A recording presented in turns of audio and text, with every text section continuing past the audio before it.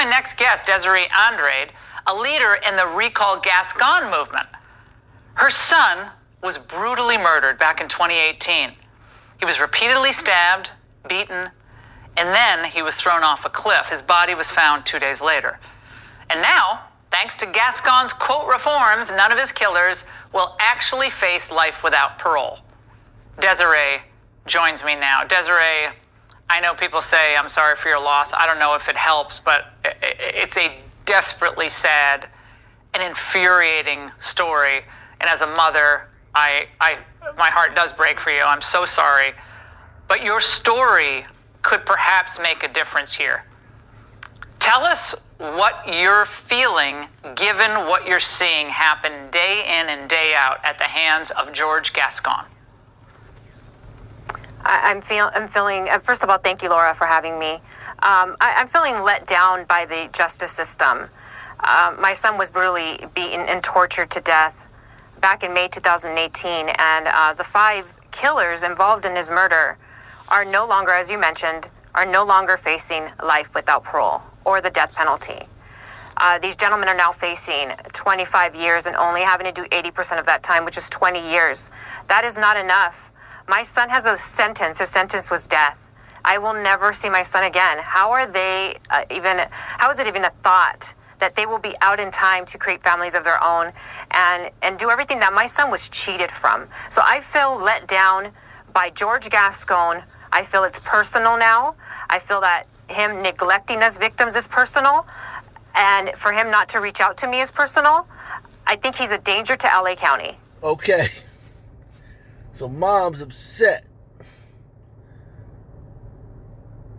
about the district attorney in LA County on soft on criminals.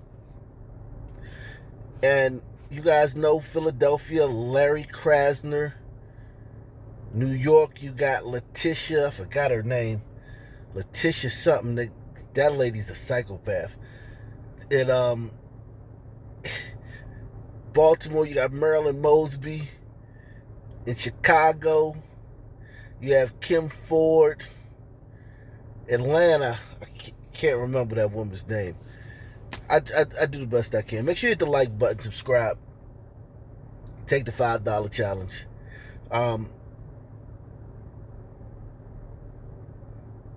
What do you guys think? Do you think that there's a sea change? You think that liberals are starting to have buyer's remorse to the point that they're willing to do something about this?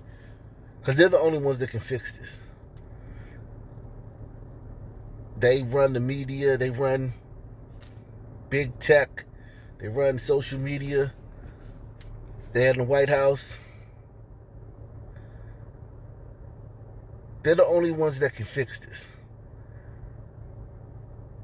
They run Hollywood. I'm numb. My family is numb. This is very tragic to us.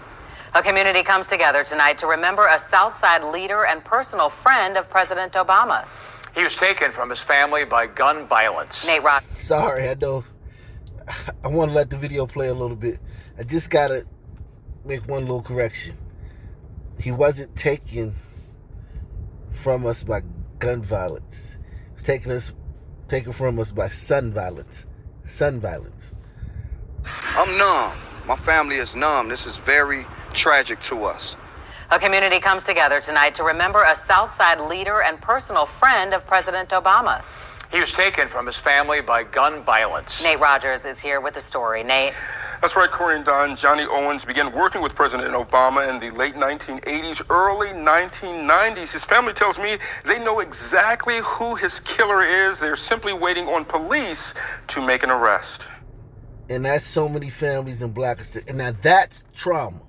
When they're always talking about trauma from the police and seeing a video, if you're seeing the video, the Floyd video, traumatized, no. Their trauma comes from stuff like this. So many of them know who killed their family member, their relative, y'all say blah, their friend. And the person is still on the streets. And we're not talking about just arrested and then bonded out or bailed out. We're talking about no arrests. And that's something what some of you new people need to start paying attention. You new people that are coming here for the first time or new to the channel, listen how many of these cases there are no arrests. They're begging the suspect to turn himself in. They're begging the community for help finding the killer. This is where a lot of that trauma that these Sun people say they feel, this is where it comes from. This is traumatic. The guy down the street killed your loved one and he's hanging out on the corner because he don't think nobody gonna tell.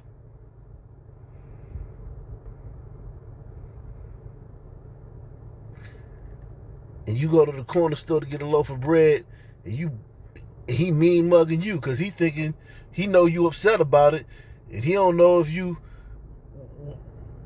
know, so he mean mugging you. The person that just killed your family member looking at you crazy like, what's up? That's where the trauma come from, stuff like that. Not seeing the Floyd 8 minutes and 46 seconds. I can't get, no. That's not where the trauma comes from. Johnny Owens began working with President Obama in the late 1980s, early 1990s. His family tells me they know exactly who his killer is. They're simply waiting on police to make an arrest. Johnny Owens, seen to the far left, was a part of the Obama's wedding party in 1992. He developed this neighborhood farm and community garden near 42nd and Calumet 5 years ago. Owens was passionate about educating the community on healthier eating. First of all, they should have let us know that this guy was back out on the street. The family is 100% certain the shooting was retaliation. Owens' widow told me their son testified before a grand jury against a shooting suspect 3 years ago. Last Tuesday, the family says that same gunman entered their Hazel Crest home along West 172nd Street, went upstairs, shot Owens in the head, and then shot his son 7 times. So, wow. So the shooting suspect they got snitched on is already back out on the streets 3 years later. 3 years ago, this man testified against a shooting suspect.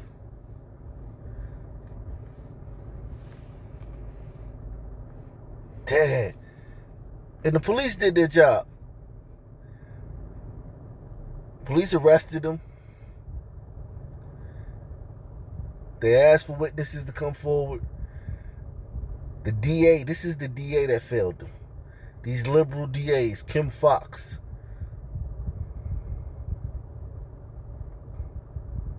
This is why I talk about these liberal DAs so much.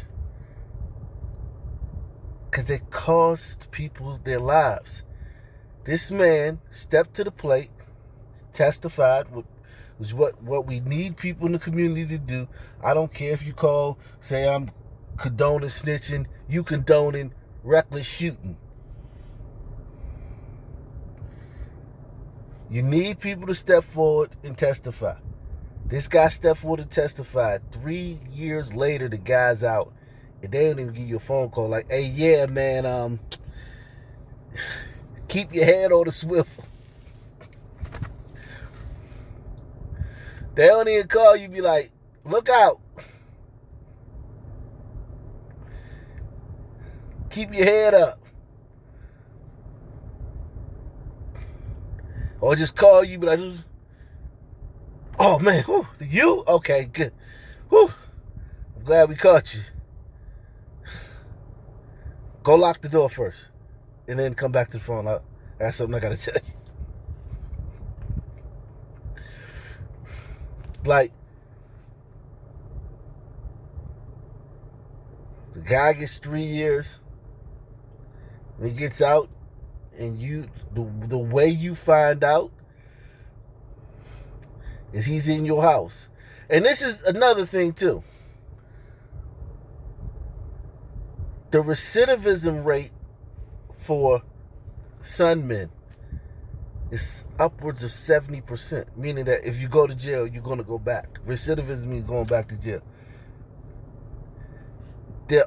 I think YouTube, that's where I see most of the success stories of brothers going to jail and coming out and staying out. Now, we just saw Polite, and yeah, he's going back. But you don't know how many of these black male YouTubers have been to jail. And I'm not talking about been arrested. I'm talking about been to prison, been to jail, done time. Like got comfy in jail or prison. Made friends. You know?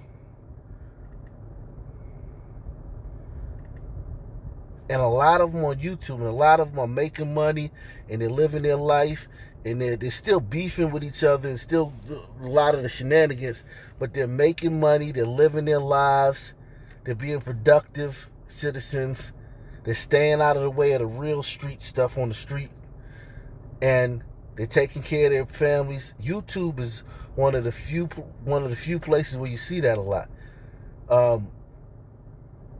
But other than that, in a few other places like Department of Public Works, Department of Transportation, like bus drivers and stuff like that, you rarely see a lot brothers that get out. They're going back. That's what the stats say, not me. First of all, they should have let us know that this guy was back out on the street. The family is 100% certain the shooting was retaliation. Owen's widow told me their son testified before a grand jury against a shooting suspect 3 years ago. Last Tuesday, the family says that same gunman entered their Hazel Crest home along West 172nd Street, went upstairs, shot Owens in the head, and then shot his son 7 times.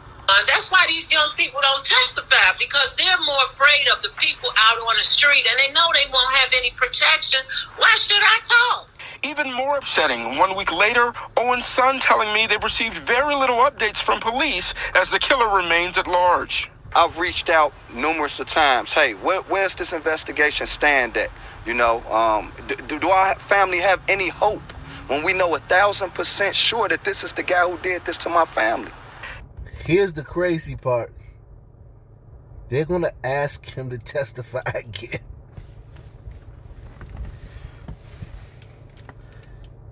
And guess who's still the district attorney in Chicago? And guess what she's been doing lately?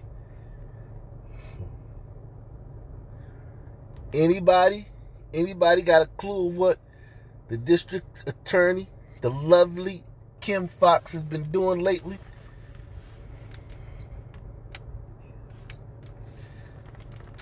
Anybody? Well, nothing's changed. Let's put it like that. Well, let me change that. It's gotten worse. They've received very little updates from police as the killer remains at large. I've reached out numerous of times. Hey, where's this investigation stand at? You know, do our family have any hope when we know 1,000% sure that this is the guy who did this to my family? An Army vet, husband and father of 6, Owens was known to bring everyone together. He had a master's in geography and previously taught at Chicago State. Owens is celebrated tonight as a visionary, leader, friend, and beloved farmer. These vegetables that he planted, they outlived John, but we will still be able to eat from off the fruits of his labor. And of course, we reached out several times to Hazel Crest Police tonight looking for a statement. We have not yet heard back. Mrs. Owens says she will indeed continue her husband's legacy in maintaining that community garden. She has a bunch of excited people in Bronzeville who will indeed help her out. There's, of course, a growing GoFundMe account to assist with resources. More information, of course, on our website at fox32chicago.com. In the studio, I'm Nate Rogers. Corey and Don?